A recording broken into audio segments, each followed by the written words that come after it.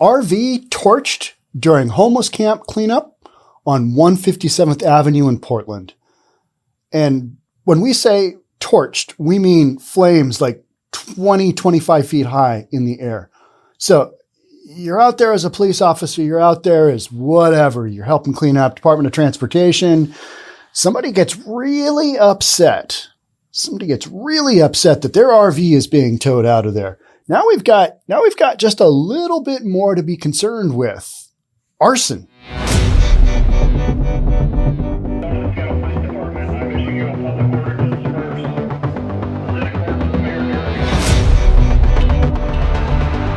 Yeah, arson.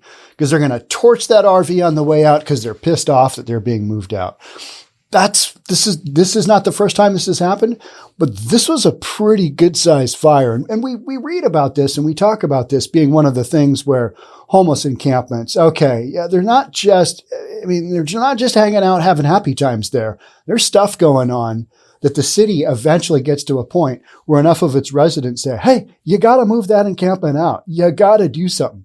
You know, it may take a couple of years for that encampment to get moved out, just like Woodland Park here in Seattle. It's part of kind of the Green Lake area. It's where they used to have the cross-country races.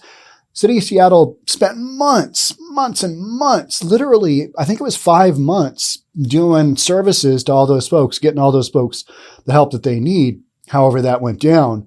And they finally cleaned out Woodland Park in Seattle here this last week.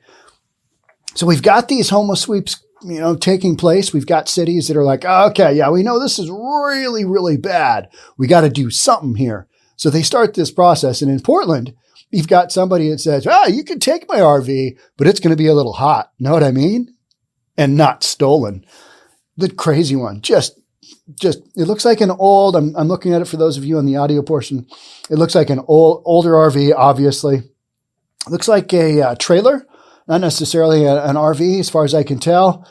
Maybe I'm looking at the back end. Who knows? It's on fire and it is just going up in flames. Not a good scenario. And it's fairly close to a building. And then all the stuff that's kind of piled up next to it is just fuel, right? It's just flat out fuel. Crazy times.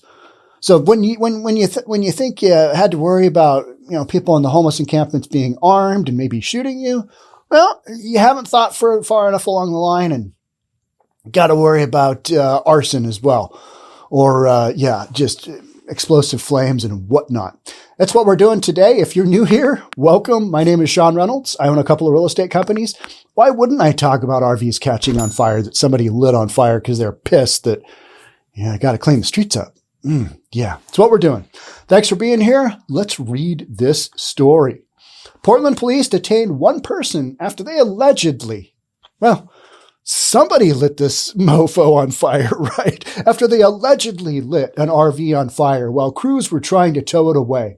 It was part of a homeless vehicles camp cleanup the Portland Bureau of Transportation conducted Friday. We've got homeless sweeps going pretty much around the clock in Seattle now.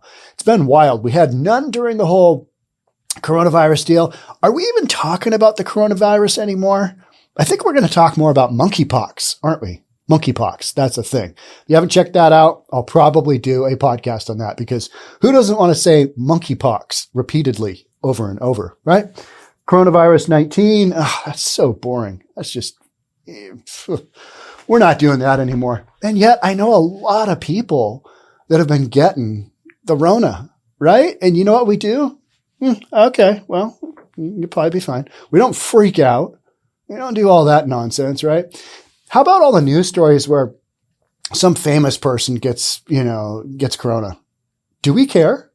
I don't. Oh, they got it? Oh, good Lord. We need to read that. I mean, that must be everybody's. Oh, is he going to die? Is he going to die? Are they going to die? Don't know. How bad of a case did they get? I mean, that's literally what the media wants us to know. Okay, but it appears he's asymptomatic. Well, then why'd you tell us? I don't know. Because it's news, I guess, right? Portland Bureau of Transportation tells us they marked the campers and RVs to be removed earlier this week, giving the required 72 hours of notice. All right, so the 72 hours notice, is for just removal. We've got the 72-hour law here in Seattle coming back into effect. You got to move your car around every 72 hours, which in Seattle, if you haven't been to Seattle lately, there are areas of Seattle that are just lined up. Streets are lined up with broken down RVs and cars. And so they're saying every 72 hours, those vehicles are going to need to be moved around. Otherwise, they can get towed. That's not happening. I mean, you're literally going to tow these cars out like the shell of this RV was after it had a fire. I mean, you're just going to tow them out and take them to the wrecking yard, right? I don't know what they're going to do, but at least they're doing something. That's what I always go back to. Okay, they're telling us that they're going to start enforcing the 72-hour rule. What that'll mean is that they will work on the very worst of the scenarios, and square those away. So they say they removed 10 vehicles in all, including 2 RVs that were being lived in. Portland Bureau of Transportation says they offered those people a free taxi ride to a shelter. That's very generous, but they didn't take them up on it. That is so much of what I've seen is that services are offered, temporary housing is offered, not a lot of permanent housing is offered just because most cities don't have it. They flat don't have it to give to people. And what Seattle is trying to do with the homeless encampments is get people, before they do a sweep, basically reach out to everybody at the encampment and make sure that everybody's been contacted. It takes a long time. And where I have a problem with that is if you've got an encampment that's had, maybe a shooting, maybe sexual assault, that's pretty regular. Some kind of, crazy fight, brawl, some kind of crazy fire like this, you need to act quickly. And it takes 4 or 5 months to clean out an encampment with, call it 75 or 100 people living in it, right? So time is of the essence with this stuff, especially for the people living in the surrounding area. And that's one thing that I struggle with. It's like, okay, you want to make sure that people are taken care of, but how about all the people living there who are struggling as well? Because you got this influence going on. And, little Timmy is watching just some insane adult stuff go on. Like the school we had with an encampment basically on school grounds. And school leadership was like, no, we don't do any sweeps. We're just going to watch, have little Timmy watch some crazy adult content go on right out the window. What'd you learn at school today, Timmy? Well, I mean, you're going to have some of those conversations. Hey, Dad, guess what I saw today? Oh, yeah, that's not good. So here's a quick tweet that describes this RV camper deal. Whoa. ... Portland Bureau of Transportation info and Portland Police were working on clearing a homeless encampment at Southeast 157th and Division when a person set their own trailer on fire. That's kind of the rub here. If you set your own place on fire, is it arson? I don't even know, right? The fact that we have to ask that question, right? I mean, this is honestly what we're working with. Police quickly detained the subject. No one was injured. All right. So, where are you going with that? All right. I'm not going to get this thing back from impound. It doesn't run. I can't live in it. Therefore, I guess where some people go is let's torch it. I mean, what could possibly go wrong? Didn't say if the guy was arrested, but detained. They detained the subject. No one was injured. I mean, where are you going to go with that? I don't even know. Portland Bureau of Transportation says this was part of Mayor Ted Wheeler's recent executive order, which brings Portland Bureau of Transportation's parking enforcement under the Street Services Coordination Center. We've got so many different acronyms for so many of these different deals, right? As part of the city's homeless response. Police were seen shouting and arguing with some of the people who were living there, but some people reacted very differently to seeing the camp being cleared out. I'm having a party. I feel great, Sandra Laundrie said. She and her neighbors watched with joy as crews worked to remove the vehicles. They live at the Tall Firs Mobile Home and RV Park, which is right next to the homeless and abandoned vehicles. So you're living in the Tall Firs Mobile Home and RV Park, and right outside of your mobile home and RV park, you've got people doing the exact same thing, just not paying any money for it, right? I mean, you're working hard. You're trying to pay your rent. You're trying to pay your space, pay your utilities, keep your RV up, because we all know any of those vehicles, RVs, mobile home, you name it, they're expensive to keep up. They are a depreciating asset, and they're like a big boat. They're really expensive. And anytime you turn around, you're like, oh, that's not going to be cheap. So, you've got somebody who's working super hard to keep things up, and literally they can probably see the, line of RVs down the road, because a lot of these cities, they just allow it to happen. There's areas where Seattle allows it to happen. And then you've got the local businesses fighting back with the eco blocks, some of them on our city council. So you've got these diametrically opposed kind of viewpoints. Mine is, my whole thing here is you got to keep these streets safe, and having a whole bunch of people living on the streets, that's not safe. It's not safe for either the people living there. So you got to come up with some kind of deal. And we just don't have enough housing right now. And so, we do the best we can with temporary housing and let her rip. And a lot of folks are saying, hey, all you're doing is just moving those folks around. Yeah, but you're also opening up like parks to be used for tax-paying citizens. There's that whole thing, right? And I'm a big proponent of that, because you can't have areas where, hey, this is supposed to be a park, but there's a whole bunch of people living here. That's just a hard no-go for me. That's just where I sit. But you guys know that already. So, and this is a gal, she lives right next to the homeless and abandoned vehicles. And so she's watching this and she's having a party.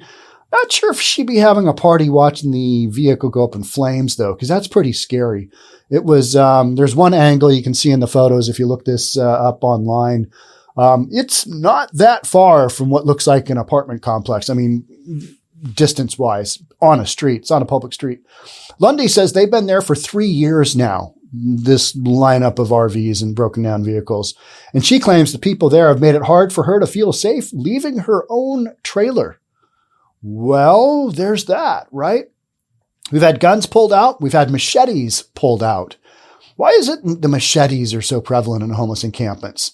I did a podcast a while ago where somebody was literally, I remember the video, somebody was literally beating the front end of a car with a machete.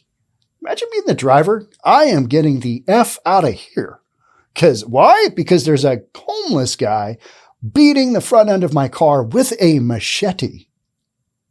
Huh. Yeah, there's that, right? I'm scared to get out of my house. I'm scared to leave my house when I have to. I've had pop cans thrown at my trailer. I've had rocks thrown at my trailer. Now, is that a way to live? She said, no, it's not. Lundy said she's happy the campers and RVs are gone, but she's not happy to see tents still there and lots of trash left behind. That's another thing. People want to say, oh, the homeless, they're just doing what they can. They're just doing what they can to survive. Well, maybe they could pick up their garbage. I don't know. It's just, I mean, there's so many entities now responsible for garbage pickup, and we're picking up the tab, right? And by we, I mean me living in a Seattle, in the area like Seattle, tax-paying citizens are covering that tab, right? It's okay. We got lots of money. We want to spend it on garbage pickup. When we reached out to the city about this, they said Portland Bureau of Transportation is only responsible for moving the vehicles. So you move the vehicles, there's still a bunch of crap left over, right? But it's the Homelessness and Urban Camping Impact Reduction Program. Homelessness and Urban Camping Impact Reduction Program. That is literally the title of something in Portland. Doesn't that seem about right? I mean, that's responsible for removal of tents and trash. All right, so you got the vehicles out of here. How about those tents and those enormous piles of trash? Oh, no. Different department. You're going to have to contact them. You're going to have to start this process all over. So I guess it is, it's known as the HUCIRP, the 𝐏𝐞𝐸 department. That is the Homeless and Urban Camping Impact Reduction Program. Listed the site for removal Thursday, which means they could remove it as early as next week. Okay, so they are going to go in and clean this out. The problem is, you've got so many areas in Portland that's like this. You've got so many areas in Seattle that are like this. And with what we're doing here in Seattle, which is basically, getting people lined up with temporary shelter before we're doing the sweeps.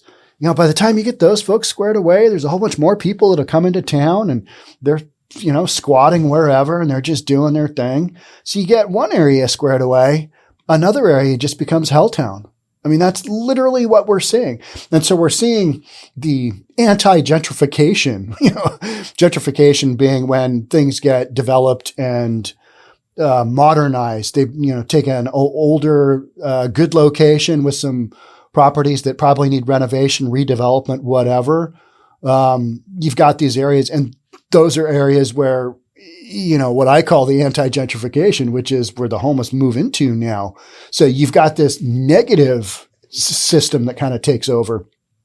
It's just crazy because they're getting moved from somewhere else and they're going to go somewhere. They're not going to stay in the shelters. And my whole point to this story is that a lot of these folks, they get assigned a referral, which just means, hey, you can go here. Here's your referral and stay there.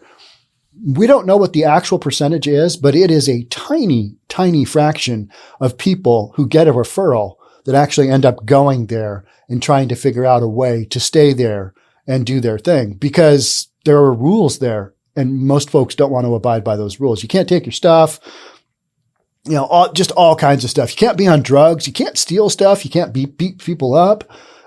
Basic humanity rules that, folks don't really want to live by because that's not really what we're doing. Can't sell drugs, can't sell stolen goods, can't take drugs. I mean, all of these things, right? I think I'm just going to go hang out on Northwest 57th or wherever it is that you're going to do it. So, there's this big thing where people want to say, well, we don't have enough housing. Well, we do have housing, but a lot of times the folks that need it the most, they don't want it because it's not where they're at with decision-making time. And I think, in my opinion, a lot of it has to do with they just don't want to be sober. They don't want to live by the rules. Don't want to be sober. If you want to argue that one, hey, go walk through a homeless encampment that's been there for a while. And you tell me when you're done walking through there, what that seems like. Are these people that are trying to get back on their feet? No, they're just living there. They're living there by choice a lot of the times. So that's where I sit with this one. All right. So yeah, you got a big RV up in flames. One more kind of thing to have if folks want to say, they're just doing their own thing. What could possibly go wrong? Well, somebody could torch their own RV on the way out as Department of Transportation is hauling it away. John, looks like you got a hot one there. I mean, seriously, a hot RV. I mean, it's hot. Yeah, because it was on fire. All right, that's it for me on this one. We'll catch up soon. Thanks for being here. We'll talk again. Bye for now.